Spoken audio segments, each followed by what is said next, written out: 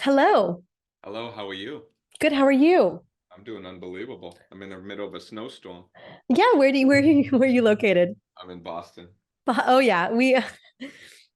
I was in Austin over the weekend and flew back early because it was delaying and canceling flights, just even in Texas. So I know you guys are very much in it.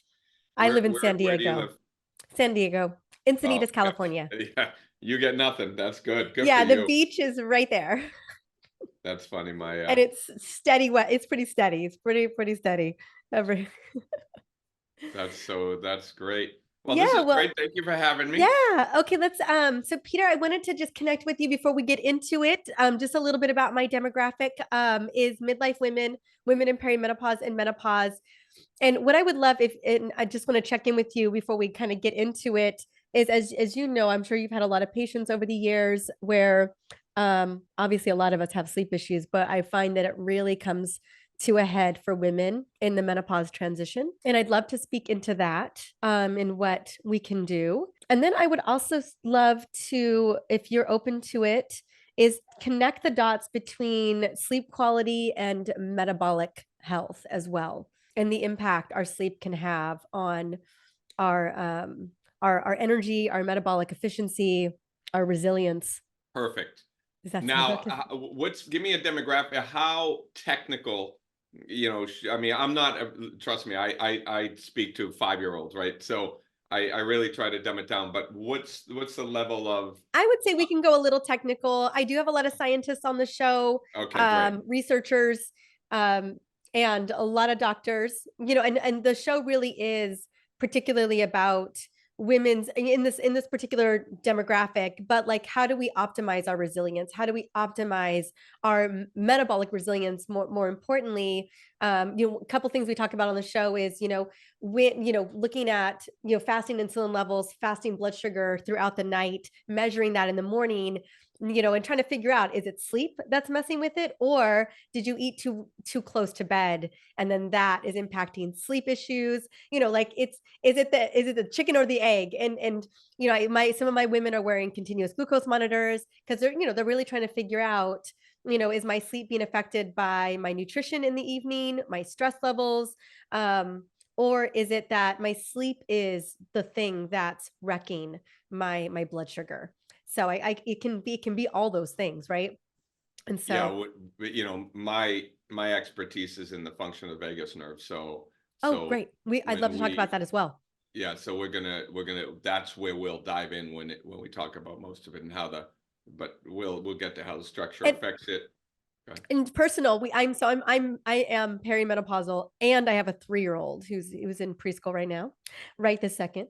And so we co-sleep with our son still because we are gluttons for punishment. And you have a head shift to the left side, which tells me that we probably have a right ankle sprain at some point in time. And Also, then I had, and I'd love to connect too. I had, well, yeah, yeah. I mean, I've got, I I can go see to the it already. chiropractor a lot. Let's just say Yeah. that. And let me tell And you, then sleeping with a you won't be able to address that dysfunction by getting adjusted. You'll have to do other things for it. And then we'll talk about that. I think yeah, it'll yeah. be, yeah. The Does more that sound good? transparent we can be with you, I think the better off we'll be. Cool. Awesome. Okay, let's get into it. But I just wanted to set the tone for some of the areas that my ladies kind of, these are their pain points. Obviously, sleep is just a big pain point in general, and so they're trying to figure out what to do. Okay, let me make sure I'm recording on my local, and it's Martone. Is that correct? Martone, yeah. Yeah. Yeah, I'm Martone. so sorry. We got hit with a respiratory virus, so I sound a little shitty. I'm not gonna lie. No, no, But you I sound was good. like, we're doing this interview. So mama doesn't sound great, but we're doing it. Well, listen, Um, Mama's good. She's fine. thank you. Okay, here we go. Welcome to the Energized Podcast, Dr. Peter Martone. How are you doing today? I know that you are in the midst of a storm in Boston. Listen, got to make the best of it. Right after this, I'll be doing one of my first snow mountain bike rides in the woods. So I it's love when it that. snows, you got to take advantage of the weather that Mother Nature gives you. I love that so much. Well, I want to just first connect in, sleep being a major issue for so many people, particularly for my women. But I was curious, like, what was the impetus? Like, what got you into your passion around helping people sleep better, helping people get a better night's sleep? Well, it's really interesting how life makes you zigzag into where you are.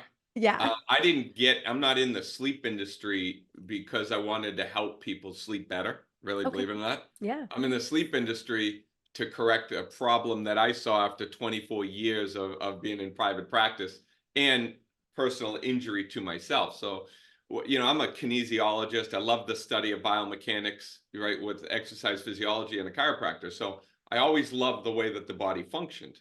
And what people would come to me for is really ingrained health issues where somebody would have hormonal imbalance, or somebody would have severe digestion issues, or temperature dysregulation, or hypersensitivities. These aren't things that you normally think about going to a chiropractor for. But when you look at the nervous system controlling everything in the human body, the structure of your spine plays a significant role in the function of the central nervous system, which is something in our current health paradigm we don't really dive into too much. So I was in when I was a young boy, I was in high school. I was in an auto accident and didn't put two and two together. But from that point on, I had digestion issues until I Mm. had met a chiropractor when I was going to medical school. And he's like, what do you do? And I'm like, well, I'm going to medical school. Did you ever think about chiropractic? I'm like, no, I never really even thought about it. I went to a chiropractor when I was younger and it really didn't sit well with me. So I'm good. And then but he convinced me to get adjusted. And when I got adjusted, my digestive problem went away. And in putting two and two together and understanding that structure, I found, holy mackerel, the alignment of the spine really plays a role in the integrity and the health of the nervous system. So fast forward, most people that come into my office all come in with the same problems most of the time because they're living the same lifestyle. And it was Mm. frustrating while I was adjusting people and adjusting people and adjusting people, and they were good while I was adjusting them. But when we try to tail them off of adjustments, their symptomatology would come back, and it would really frustrate me because I felt like I was just an aspirin, for no pun intended, right? Getting rid of the symptom, but not really addressing the fundamental functional cause. Until I herniated my own disc, reviewed 3,000 X-rays, and found that the body adapts based on neurology in patterns. Patterns. Yep. And I found that I had this forward head posture due to the way I was sleeping, and Mm. that caused a psoas major muscle spasm, and which caused my disc to weaken because it attaches directly to the disc. So then I theorized, wait, I can correct this at night, potentially for 8 hours, if I can put my head in the right position. And when I started doing that, and then I started implementing that in private practice and really starting to get people to do only one lifestyle habit, and that's change the way they sleep, their results transformed. And after years and years and looking at this, now we're able to get results that we were never able to get to in long lasting because we're changing the way people's lives through maximizing their performance in the bed. Mm. Okay, so it's alignment in the bed that you're finding if it's the proper alignment in bed for that 8 hours, that there's other areas that are getting improved because you're improving the central nervous system, particularly the cervical spine, and And what's connecting particularly through there. the vagus nerve is And really where yes, most which is of the probably where your improvement. digestive issues were stemming from, I'm guessing. Exactly. Yep. So when you lose the structure, hold on one second. I'm gonna come and show you. So the normal structure of the spine, right? Mhm. We should have a curve in our neck. It shouldn't be straight. So we should have a curve. And as long as we maintain a curve, the body posture adjusts to head position, which is a law called the writing reflex, you'll have a nice straight spine. Due to the way we sleep and being on a computer all day long, and kids being on cell phones all day long, we always have this head down posture. And then we're sleeping in a position that we think is comfortable for us, but it's more that you feel safe and protected in that position. So you sleep in a position that reinforces the daily activities that you're doing. And what we find is most people are losing that cervical structure. When you lose the cervical structure, you affect 3 very specific areas in the body. And when a person has an issue with one of these, you typically have an issue with all 3. That's the immune system, the digestive system, and the hormonal system or the reproductive system. You affect all 3 of those because when you affect the curve of the cervical spine, you affect the function of the vagus nerve, and the vagus nerve turns on all 3 of those systems. So let's talk about position then. How can we protect the vagus nerve and obviously the rest of the nerves in the cervical spine? Then those are heading all the way down, right? So what's going through the cervical spine is going everywhere. But most importantly, the vagus nerve, which is impact, and also our sympathetic nervous system as well, right? The vagus nerve has a huge part to play there. So our stress response system can absolutely be whacked out if our vagus nerve is being deregulated or is being impinged in some way. Yeah, and ultimately you have the sympathetics and the parasympathetics, right? They Yeah. should be in complete balance. Most people believe that they're sympathetic dominant. Yeah. I believe that people are parasympathetic inhibited because of that structure. So we're fighting trying to relax, but our adrenal glands is still an issue, and there are all of these things now that when you take that imbalance in the sympathetics and the parasympathetics, you carry that into the bed. And that's why people don't sleep well, because of that imbalance. And in order to fix that imbalance, unfortunately, especially the older that we are and the more ingrained these patterns are, it's very difficult to try to change a sleeping position as you get older. People can do it, but it's very difficult. So what I tell people to do is I say, when we go over these sleeping positions and how to improve your sleep and how to improve that balance, especially temperature regulation at night, because when your hormones are off, you're Yeah. going to Hot flashes, night burn sweats. up. Yeah, Yeah. exactly. Because of the that one of the reasons we don't get good sleep is our body's not comfortable, it's in pain, or temperature regulation. And so that imbalance needs to be corrected by sleeping in a very specific position. And actually, it's not even a position, it's a posture. And then you only need to focus on, don't focus on the whole night. Focus on the first 10 minutes or the first hour of when you go to sleep. And then let the body do what it's going to do in the middle of the night. The lifestyle habit is to put yourself in the right position every single night. Okay. So what is the right position? Is it, So I'm wondering if it's the position I'm using. before we get into the position, I also want I want to be very, very clear on it's not like side, back, or stomach, right? That's a position. It's Right. more understanding the posture that we're going to put you in. Yeah. Because any time you support the body, you're going to make the body weaker. Anything you support in the body, right? So the body works under the law. If you don't use it, you lose it. So if you use a back support, you make the muscles weaker. Use one of those things that stretch out the shoulders and for your posture. You're going to take it off, and those muscles are going to be weaker. You put a sneaker on, which is a support for the foot. You're going to collapse an arch. So support weakens anytime you weaken the body. A pillow defined is a support for your head. So anytime you support the head with a pillow, you're going to break down the structure of the spine. So the body responds to stress, whether it's distress or eustress. Eustress is a positive stress. Distress is a negative stress. Distraction is a type of stress. So we want to gently distract the neck using the weight of the head to be able to stretch a curve into the neck while you sleep. So how do you do that?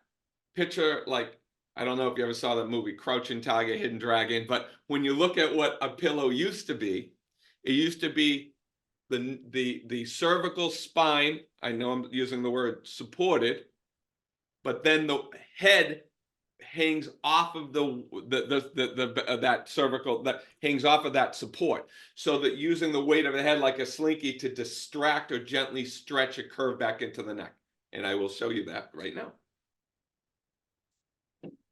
So basically what you're doing is you're taking a pillow, you're putting it under your neck. I'm using a neck nest, and then you're supporting the neck, but the weight of the head is gently stretching back. So it's not on the bed, it's about an inch off of the bed. So you're using a pillow under your neck and you're not supporting your head. You're allowing that head to hang off the back of that pillow. Mm. Does that make sense? Mm-hmm. Yep. And then by that, using that gentle distraction, let's say you can't fall asleep like that because you don't know how to manage your airway, or you have sleep apnea. There are different ways, and we have programs to help people become, to become a back sleeper with that support under their neck. There are ways to address that, but just focus on doing that for an hour a night. Because if you are able to stretch that cervical curve into your neck, you're going to start to regain tone within that vagus nerve. Okay. And that is different than a cervical pillow. So go ahead. So I was gonna like, let's say someone has a cervical pillow, not a specific type of like a prototype pillow like that, but is there some benefit to that if someone has been sleeping? I call it sleeping like a vampire, you know. I know, I love it. So Where which let's is get how I in. sleep, because I had a lot of cervical problems when I was a little girl. I was in car accidents and things happened to my neck, and so I had an anterior curve, which we worked really hard to get back to a cervical curve. So it was going the other direction. But I've slept on cervical pillows my whole life and variations of them. But what I learned from a really young age is to sleep. I literally sleep like a vampire. Like nothing moves around me. I don't move in my bed to protect my cervical spine. So I was curious. I mean, x-rays have demonstrated that it has been beneficial for me. But I know that this goes a little bit, it's a step more. Like my head doesn't just hang off the pillow. There's obviously a pillow below. Like it has a hump or a little bump. So I'm And that's what curious. most of the problem is you're still supporting the head. Yes, there's So if still you support support. the head and you support the spine at the same time, you're weakening that structure of that curve. You want to use some sort of stress, right? You want the body under some sort of stress. So what I mean by that is light distraction. So let's say you have like a normal pillow, Right, a right? regular one. Regular pillow. So most people use it and they put their head on it. I have my patients use it at an angle. So what you would do is you'd put a normal pillow straight up, right? So it's on its edge. And then what you would do is you would take it and you put it under your neck. So you're creating that stretching of the neck off of the back of the pillow. And like I said, again, that's going to, the angle of your neck. Most people say, "Oh, I'll snore in that position." You will only snore if your chin drops, and then the airway is able to close down, and you get that, uvula vibration and into the nose. If the head is up and the airway is open, and you do stuff to manage the jaw, like put covers up underneath the jaw, or some people use mouth tape. There's different things that you can do to keep the mouth shut, or suck your tongue to the roof of your mouth and then put the covers under there. Then by keeping that airway closed in that neck in that distracted position, instead of being in that position for 1 hour before you turn, it'll be 2 hours, or then 3 hours. Then you extrapolate that over 7 days, and that's 14 hours, and then 40 hours. So the more you can be in that position, not necessarily that you have to sleep in that position the entire night. As your body gets used to that and you start to bring that head back, then you want to work on your balance. You want to work on a wobble board to retrain the body's proprioception or the body's balance sensors to be able to have more of an upright posture. So you couple sleeping on your back with a pillow under your neck with working on a wobble board and working on your balance. You put both of those together. Now we can talk about the beneficial effects that sleeping position has on hormonal balances, in temperature regulation. I won't even work with patients on that until we start to improve the structure, because you have so much parasympathetic inhibition that the hormonal system's out of balance most of the time in those patients. Well, I mean, well, hormones are imbalancing in women because they're going through perimenopause and Right, menopause yeah, too. Like that's called ovarian yeah. decline as well. But I do agree that structure, there's a major structural component to a lot of our health and well-being, and particularly around the vagus nerve. Um, and I think a lot of people, are looking for a lot of different solutions around getting more deep, restful sleep, and the impact it's having on their body, and not really thinking about structural components of it. I know for me, the structure of how I sleep has been super critical. My husband sleeps like a crazy person. Like, I mean, like, I don't know how all of our covers are off the bed I mean, I absolutely know how. I mean, I don't know how he does it, because that is not the case for me. But my husband and my son do circles in bed, and I just lay right there. And so it's really interesting, the idea of even retraining somebody, because I feel like someone like my husband Alex, like I can see how he would be like, that's not even, I can't do that. Like, that's not a possibility. Whereas like you mentioned, from starting at an earlier age, because it was such a big part of making sure my neck was working properly. I kind of trained myself from an early age at least sleep supine with some type of support. Not exactly the way that you do it. I obviously need to upgrade the way that I'm doing it. But I feel like it's had a definitely more profound impact on the quality of sleep I've had. Yeah, no, absolutely. But like we were talking about, and I was a side sleeper my whole life. I had shoulder problems, I had hip issues, and it wasn't until I herniated my disc and the why became big. If the why is big enough, the what doesn't matter, right? So your why was, you were young and you had issues, those car accidents, and you trained yourself to sleep on your back. The reason somebody tosses and turns and they're all over the place is because they're starting in a position that is not sustainable. They're starting into a position. The body tosses and turns most of the side for reason. Sorry, most people will toss and turn 20 to 40 times a night, and that's because the body's in pain, and it's in pain because of the position that you're in. So I give people the challenge is, I'll say, oh, they're like, oh, I sleep on my right side. Okay, perfect. How long do you stay in that position? Oh, I stay in that position all night. Great. What I want you to do is I want you to try to watch a 2-hour movie in the position you think you stay asleep in. And it's not possible because you're in a position where the forces are they're going across the joint plane lines, which causes pain. So your body shifts. Right. And then once you start shifting, you're not in control where you end up, because it's all happening subconsciously. Right. So then you'll sleep on your side. Then you'll move this arm, and then you'll move your arms, and you get this restless sleep that is not energizing in the morning because your body hasn't got into deep sleep because it's tossing and turning all night long. And that's what we try to put you into a neutral sleeping position or a corrective sleeping position where we're giving your body the best chance of success. And all we're teaching our patients is just start like that. And then how you end up is how you end up. Mm-hmm. How you use your covers. You don't want to share covers with your spouse because he's a heater and you're a heater. So you want to have your own covers so that your body can temperature regulate your own body heat. Got it. That makes sense. And interesting. I when I think about sleep, gosh, I come from it from so many other angles too. I know positioning matters.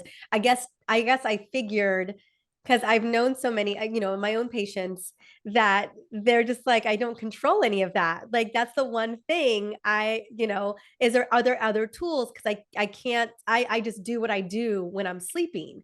But what's interesting, I had never thought about was that at least start yourself in that position. If for me, it's always that's except for when I was telling you before we started this conversation that we still 3 years into our son being here on this planet, we still co-sleep with our son. And I woke up last night and he likes to sleep. Usually right now my husband's taking one for the team. They're both in the queen bed in my son's room and I get the king bed. I get my own bed. But last night, occasionally my son wants me. And so I think it was like 4 in the morning. I wake up after he'd been in bed with me. He sleeps in here, right here. His hand is down my shirt, just to be honest. And his little legs are wrapped between my legs. And this is how my son wants to sleep. And so I woke up and my fingers were numb. And so I had to like slink my way out of my son. So what do you tell parents, who are going through this gap? And obviously some parents don't sleep with their children as long as we are, but I'm just curious. Listen, I don't even want to tell you how long my kids slept in the bed, but so let's unpack that a little bit. Yeah, sure. Tell me why you believe he's sleeping like that. My son. Oh, I would say I breastfed him until he was 2.5, so until like 6 months ago. Mhm. So that's probably one of the reasons. So he was used to kind of like sleeping like that since he was a baby. And mind you, he does when once he's asleep, we can kind of slink out. But I think it's attachment. I think he just feels the most safe when he's cuddled You with just us. you absolutely just said it, right? Yeah. He feels protected. Yes. So being up into his safe area, that feels protected. So when we fall asleep at a fundamental level, Hmm. most people fall asleep and they want to feel safe. And that's So how it's he sleeps. curl up in a 100%. ball, right? Yeah. Right. It's like the ostrich sticking its head in the ground. Yeah. It needs pressure. And what does safety stimulate? Sympathetics or parasympathetics? Para. Right? Yeah. So when we sleep, do we need sympathetic dominance or parasympathetic We dominance? need parasympathetic. Right? So what he's doing innately is he's creating this safe position that's stimulating his parasympathetics, Parasympathetic. Yeah. which puts him into a safe place. Like I think I might have mentioned earlier, we don't fall asleep because we believe we fall asleep because we feel comfortable in that position. Your Mm. body doesn't feel comfortable. It feels safe in that Ah, position. So that's why we fall asleep in these things. So when you sleep on your back, that's that's exposing. exposure. It's Yeah. like we don't want that Yeah. exposure because we don't feel safe. We don't feel safe in different planes of this kind of goes into a little bit of mental health, but this so we want to feel safe. So how can we create safety in the position that where I'm putting you in that I want you to put it because I have ADD. One of the fundamental issues with ADD is you need to keep thinking. Yeah. Nothing's safe, right? Because you're Nothing's always safe. There's you're, always you're a worry, especially if you're a parent, like you right. mentioned, and there's all kinds of worries at night. So the best way to create safety is using pressure. So you use pressure on your eyes, pressure on your forehead. That in itself, we've done studies, and it stimulates well, the heart rate variability is a way to stimulate the balance between the sympathetics and the parasympathetics. You will improve your HRV by just using pressure against your eyes. Interesting. Sleeping all night long. Then you put pillows on your chest. You put pillows to the side of you. With my daughter that had an issue sleeping, because she unfortunately or fortunately has the same Yeah, brain I'm as me. curious because obviously our little one who's just 3, this is his safe spot, and we love that. We love that he loves that. Obviously, our sleep is I'm not gonna lie, it could be. I like I said, when I'm not with him, I sleep how I've been sleeping since I was a little girl, which I was trained for. But when I'm sleeping with him, he's just this little cuddle bug. But I know that I'm curious, like when we're children too, is it something that we should be mindful of in the coming years Well, for my daughter, even I for believe, was him? 10 when she got out of the bed, both of them, but it's okay.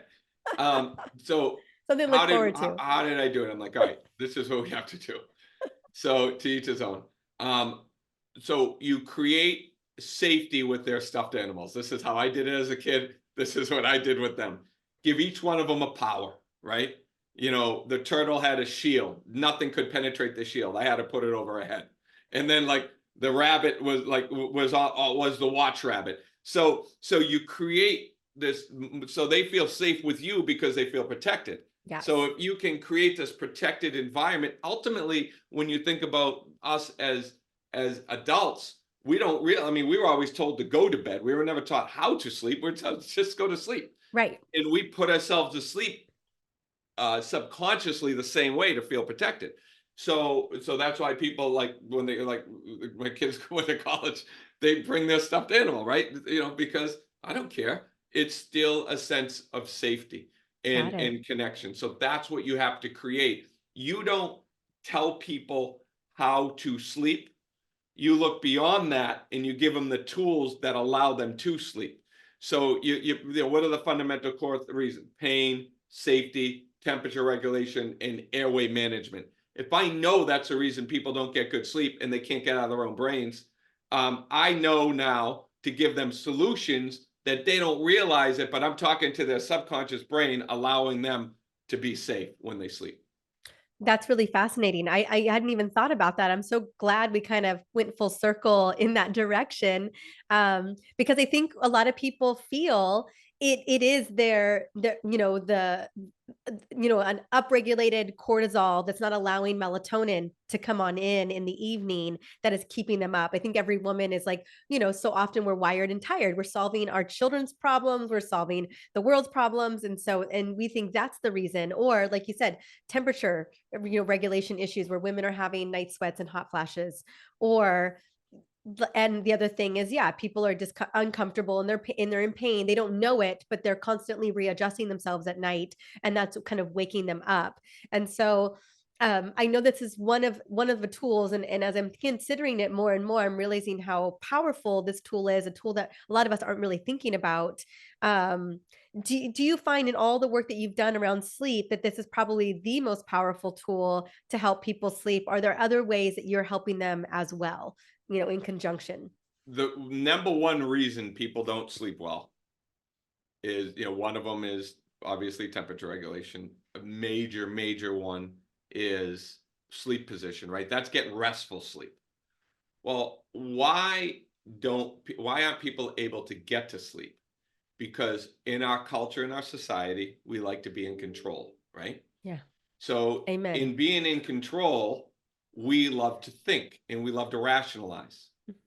Well, when you're thinking, the blood's in the front portion of the brain, which is the prefrontal cortex. Our sleep centers are in the back part of your brain. You need to figure out a way to get the blood out of here and back to here in order to get to sleep. And because we like to be in control of something, I teach my patients, don't be in control of thinking, be in control of remembering. So if you can't think yourself to sleep, but you can remember yourself to sleep. So if you think about a good thing in the past and you focus on it, like me, I love to run like a bobcat, and I fix my yard, and I feel so soothed when I do that, and I put the dirt down, and I created this masterpiece. I go over that, and this was 10 years ago, 8 years ago. Yeah, it was a long time ago. And I go over it over and over and over and over and over Mm, every single time. Once you put yourself to sleep on a memory, it's easier to put yourself to sleep on the same memory. And interesting. we just recently had a Christmas party. There was 101 people there. How do I know that? I go through every night and I count them. I categorize them in friends at the lake. I categorize them in my wife's friends. And then, we have family friends. And then we had cousins. In my brain counts them, my mountain biking friends. So I count them in groups. I'm asleep before I even get to 80.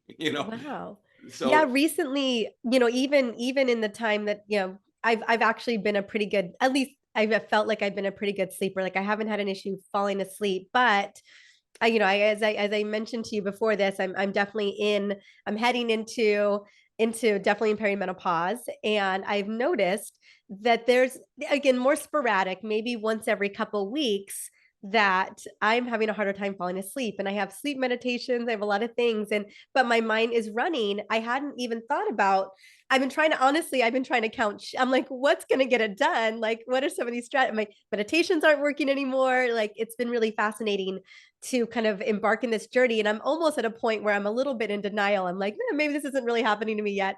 But I hadn't thought of the idea of remembering, because my mind is very much racing around the idea of like, how do I get myself to sleep? I find myself kind of fixated around that more than anything else. So Yeah, I'm and excited then to try this. yeah, no, it's great. And then we created this thing in one of our programs called the sleep memory. So work today, right? Or a day, doesn't have to be today. Mhm. Go for a walk, go do something for a few hours with the intention that you're going to put yourself to sleep on that memory. So walk, smell the flowers, do, I don't know, take some pictures, do something for a few hours, walk around the lake, create a good memory, smell the roses, sit down, meditate in a beautiful area.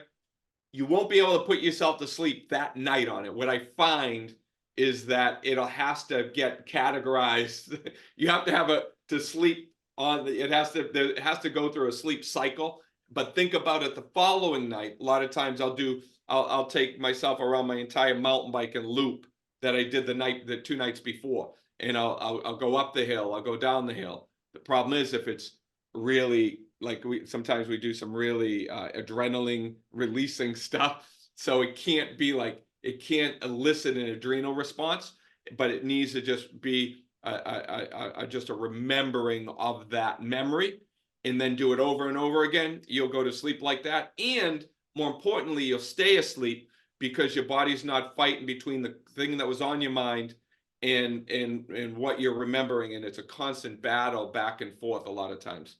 I really appreciate that tip, that strategy. It sounds amazing, and I feel like I'm gonna definitely try it tonight. And another thing I wanted to ask you, Peter, in terms of timing, I think a lot of us are learning that we can't just race into bed. We're not 20 anymore. We're not in college, or we just pass out. But do you recommend? I usually give myself an hour. Like if I want to be in bed, I'd be asleep by 10. I am in bed at 9, so that I am on my pillow. I am like priming my nervous system, my vagus nerve, my parasympathetic system for rest.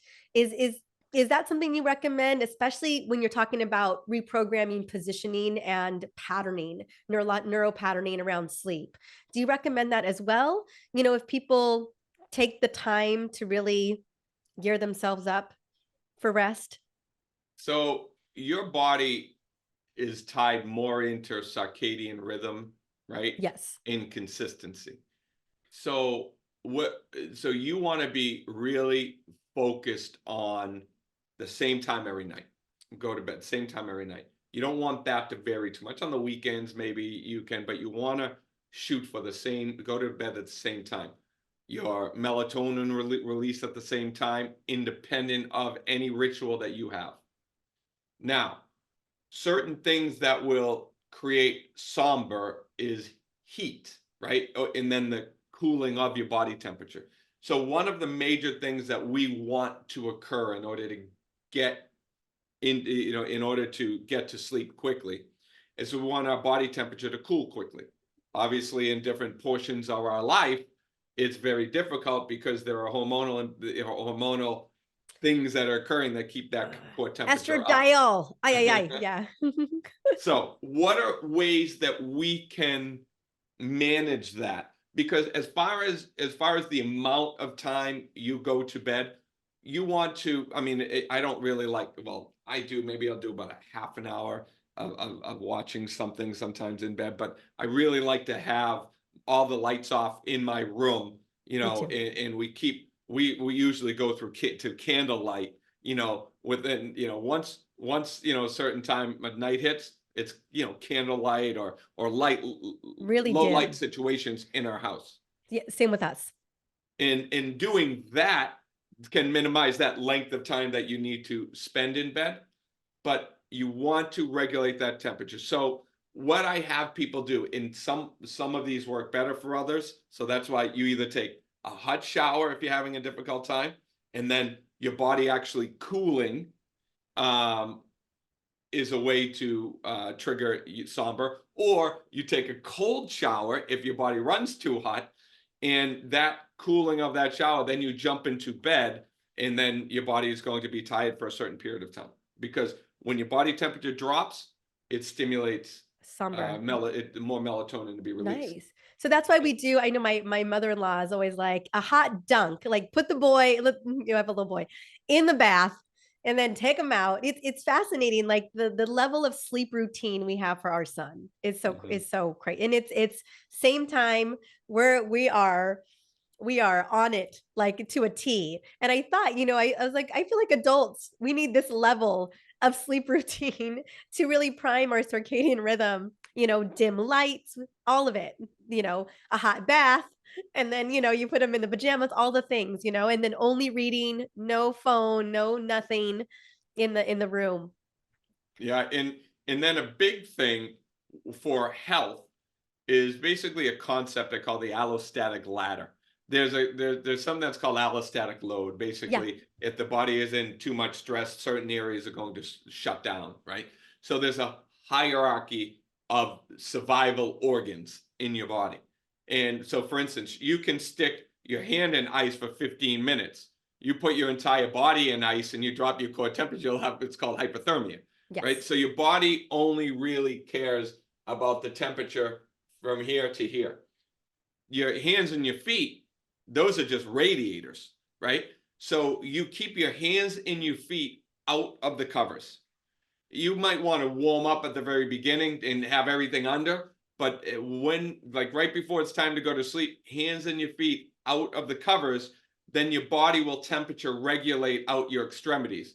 You Mhm. don't just want to sleep with no clothes on and have your body exposed to the environment, because allostatically your body's still fighting to keep its core temperature up, which will suppress immunity, digestion, and reproduction, and it will throw the body out of balance. So I like the idea of hands and your feet out of the covers and keep a thick blankets over your chest.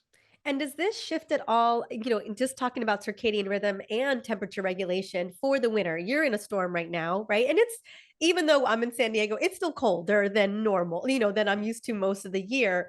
And so are there considerations around that? One, it's darker earlier. It's very dark right now.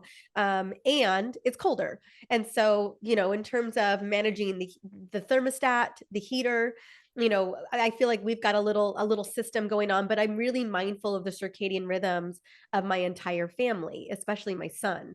So are there considerations that we should have for wintertime versus, spring and summer? Well, you have to we have to understand, right? I think it's like our ancestry. So you Yeah. look back in our ancestry, and most people that are going to have, let's say, sleep issues, right? We get our shift workers. Yeah. Oh We're going to yeah. have people, that are in these high light situations. So, but ultimately, we really should be going to sleep close to when the sun goes down. Right. When it's dark, we should be in bed. So we have these artificial lights keeping us up, and we don't have enough sunlight to energize our bodies. So everybody's like, "Oh, vitamin D deficiency." No, you're chronically fatigued because you're staying up. Everybody looks at we look at like this minute vitamin as the problem. Oh, you're deficient in this, so you don't have that. Let's holistically look at, well, what the hell? That's What's fine. causing the imbalance? Because I don't believe our body makes mistakes, right? I believe that our body adapts to the external stresses, right? Epigenetics. So our body is consistently adapting to the external stressors, and then our genetic code, adapts to that. So if we look at what the dysfunction is, we got to look at, well, let's go back to our ancestral roots and see what's happening. So we want to go to bed earlier. I always give a talk, and it's right around the time change, right? The Monday after a time change, it's your risk of cardiac incident increases by 20%, Yeah. and that's just a 1 hour change in going to bed at a different time. And then you're going to see people get sick 2, 3, and 4 weeks afterwards because their bodies Or You car know, they're not accidents. able to handle that imbalance. So we want to go to bed earlier in the wintertime, stay in bed longer. So I get an extra half an hour of sleep instead of 9 hours. A lot of times, or 8.5 hours, I get 9 hours, 9.5 hours during the wintertime, and I get less, right around 8 hours during the summertime. Okay, and thank you. I so appreciate that. And then the other thing around circadian rhythm, and like you said, yeah, do we really have a vitamin D deficiency, or are mitochondria not getting the sunlight that they absolutely need to function during the day when the sun is out? And so I was interviewing another sleep expert, a little while ago, and one of the things that they said is that sleep starts in the morning, that sleep starts when you go outside within the first, half hour to hour. Getting that direct sunlight on your body is what helps to reset those circadian rhythms, so that you're firing off that cortisol awakening response, and that you're creating that cortisol to melatonin balance. Obviously, you need to respect the evening as well, but it starts in the morning. I was curious, Dr. Martone, how you felt about that. Well, I don't know if you've ever had that lazy, lazy, lazy day. It's raining outside. You might not feel good, and you don't, and you just stay inside. You watch TV. You binge a show, and then when bedtime comes around, you're really thrown off because it's like your body didn't have that. Just as much as we need natural rhythms during the night, we need rhythms during the day. Sun exposure, right? How many times have I mean, San Diego, summertime comes around, you're in the sun all day, you're on the boat or you're doing something, then you're exhausted that night. Why does that happen? It's because the sun doesn't drain you of energy. You've just had so much energy during the day, your body, it's like an iPhone, right? The more apps you have on your phone or your smartphone, the more you need to plug it in at night, right? So if you have this low energy, sluggish day, you didn't expend a lot of energy, it throws your system off.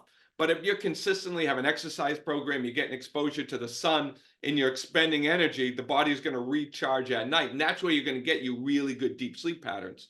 Because it's not not everybody gets unbelievable deep sleep every single night. Deep sleep is where your body recharges and repairs. So the more that you use it, the higher your deep sleep numbers are going to be. Mm.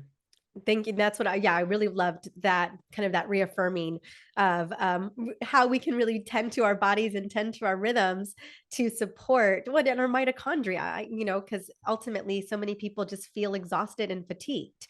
That's really the issue. And I am curious about your stance on daylight saving. I mean, do you think we should get rid of it for the most part? I mean, I can't I hate it, Yeah, I especially as a mean, I'm parent. not I'm not a big fan of it, but really ultimately the reason why it affects people so much and their immune systems are affected is because we're running burning the candles at both ends so much that our sympathetics and our parasympathetic balance can't regulate. So when you turn back the clock, you're actually going to bed an hour earlier, right?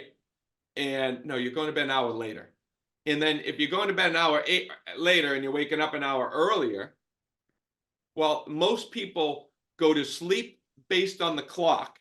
So they'll stay up and they'll stay up to what the clock says, but their circadian rhythm is still waking them up. They might be able to sleep in, but once you wake up at your same time, it's so hard to go back to sleep. It's subtracting an hour of sleep because you're trying to work on the clock, but it's easy to force yourself to stay up. But it is not easy to put yourself back to sleep once you wake up an hour early. And that's why I think we need to just pick a time and stick with it. I Maybe agree. half an hour right in the middle or whatever it is. I agree. And I love that you said consistency. And I know some people can get a little, so, like they say, not even weekends, that you have wiggle room, especially if sleep is an issue for you, that like, if it's 9 o'clock, it's 9 o'clock across the board. And also for our little ones, like for our son, it's just we try to do across the board as much as possible. Cause our systems just don't necessarily recover if we do later nights on the weekends and then try to get back into our normal routine during the weekday. The other thing I wanted to ask you, because I do agree, circadian rhythm, the how we're sleeping at night, regulating our temperature, managing our stress response system, heart rate variability, the vagus nerve. And like you said, I hadn't even thought about parasympathetic kind of restriction versus just we're over sympathetic in that system. So that was I'm really fascinated by that as well. But are there any other, like, supplementation? Do you at all recommend supplementation if people are really struggling in getting to sleep?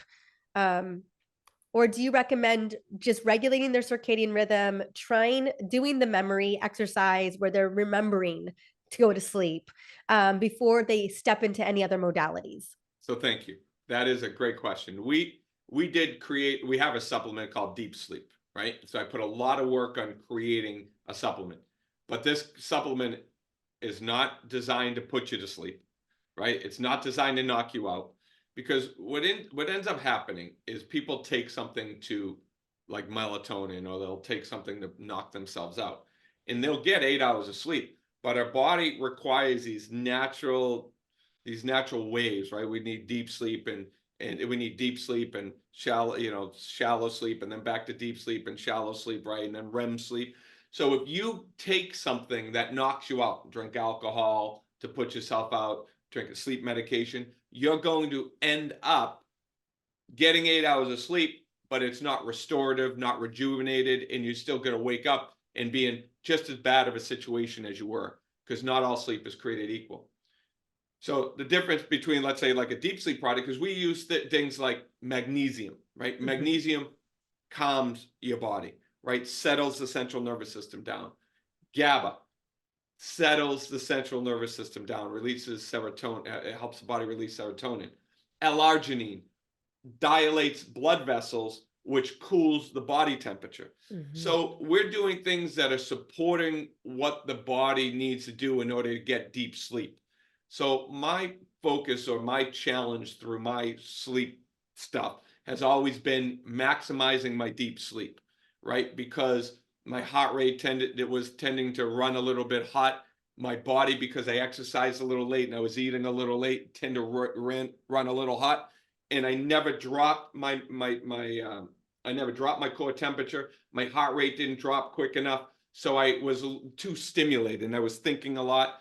So once I started getting into the sleep industry and figuring out, holy mackerel, this is all based on neurology. Because of how I'm hardwired, I need to offset that. And then, so I don't like supplements that put you to sleep.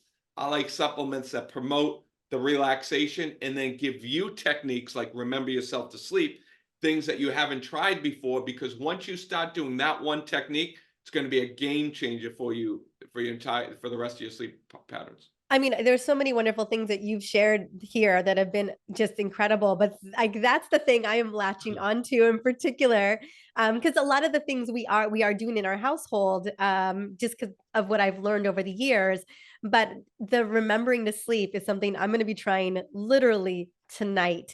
And I agree with you, supplementation that's helping to aid the central nervous system, aid in the body relaxing and like I said, and regulating temperature, in kind of regulating your central nervous system, and like you said, the need to control, just controlling everything. I think is so much a big issue for so many of us listening today.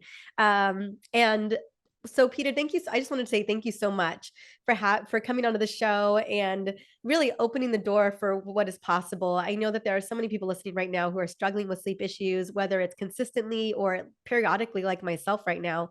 I feel like you've given us so many ways to really adjust and to address it head on. And where can we check you out? I know you have programs. I know you have, I know people are going to want to know, how can I dive into this more outside of the Yeah, interview? so if they go to drsleepright.com, DRSLEEPRIGHT, what we have there is we have a sleep risk assessment. You can see how your sleep patterns are affecting your health. And if you're interested in any of our programs or or a specific pillow or any of that supplementation, they can find it there, and there are links to some of our product pages and things like that. Yeah, I will link up to all of that. I know you have a page specifically for the pillow. I'll link up to the website as well. Your website is really easy to navigate. I went and checked it out earlier today. And so I just want to say thank you for coming on, and thank you for the work that you're doing. And I'm so grateful that, even through your own journey, like you really dove into the neurology of all of this, because you're absolutely right. Oh, one more question. There's one more question. I'm wearing a Whoop strap. Yep. I like to track my heart rate variability. I'm a recovering stressaholic, and now I'm a mom, so there's that. Um and I was curious, do you recommend even for a month, because I know a lot of people, I know that they're not waking up refreshed, they're not feeling great, maybe they're having a hard time falling asleep, but they also that I don't know if they necessarily know what's happening during sleep, like what their heart rate variability is, or their core temperature. Do you recommend even for a month something like an Aura Ring or Whoop strap to get a better sense of, like a sleep score? Like there's nothing more kind of alarming than seeing your sleep score in the morning and realizing that's probably a bigger issue than you think. Yeah, there are, and the sleep monitors are only as good as the consistency as what you use them, right? I tend to use an Oura Ring. I just been using one for a long time. The Whoop. There are free apps that monitor your breathing, and there are different things that you can use. What I would say is start a sleep journal. I think that's probably one of the best things. So, what time did you go to sleep? What time did you wake up? What time was your last glass of water? Did you are you waking up in the middle of the night to go to bed, like to urinate? There are specific things that affect our sleep. So you start keeping a sleep journal. Then you put a tracker on yourself, right? Whether it's one of the free apps or whether it's a Whoop. And it's the consistency of which you use it. And if you're not happy with the energy that you're getting, you can rate your energy from scale 1 to 10. I'm exhausted. I don't feel well rested. Then what you have to do is then implement techniques to be able to improve whatever it is you're using to monitor. So I'm not really tied into a specific sleep monitor. I just want people to use that as consistency and then get numbers. But yes, you can improve what you don't measure. And Right. as scientists, we love data, I love and I data. love collecting data. And then once you have the data, then you connect that to symptomatic data, how you're feeling, right? Anecdotal stuff. And then you go and you improve from there. Mm. Perfect. I was just curious where your stance was on that, because I feel like a lot of people just, again, you can't improve what you're not measuring, and a lot of us just don't even know where we're landing on all of it, and how much it's impacting our stress response system, our HRV, our body score, our resiliency ultimately. And that's why I love some of these devices, is it kind of gives you, real information into how resilient you're going to be that day. And it's been very eye-opening for me, for sure. Good. That's great. Yeah, it's fantastic. Once you get into the world of sleep and you start to dive into it like I did, it's really a blueprint. There is a blueprint that you can follow to be able to get to sleep quickly, wake up well rested, and it's just being able to do that consistently. Body loves consistency. Body loves cooling your core temperature, and the body likes getting out of your own head and getting back into your memories. You put all those three things together, that's a great place to start. I love it. And I know we didn't even connect into how important sleep is to everything, but I know that you would say that it is important to everything. And I think we Everything. all know that inherently. We Yeah. feel it, you know. But I mean, that's why I wanted to have you on, is that it's just this conversation, I'm hoping, really jogs the memory of the importance, and that, like you said, the research and the data to really back up that there are tools and strategies that can get us consistent, restful nights of sleep, over time. That's really going to make the difference in our overall health and longevity. Yeah. And the number one reason people don't get a great sleep is because they toss and turn too much. And getting the structure correct while you sleep is a game changer. Perfect. Thank you so much, Peter. I so appreciate having you today. Thanks for having me.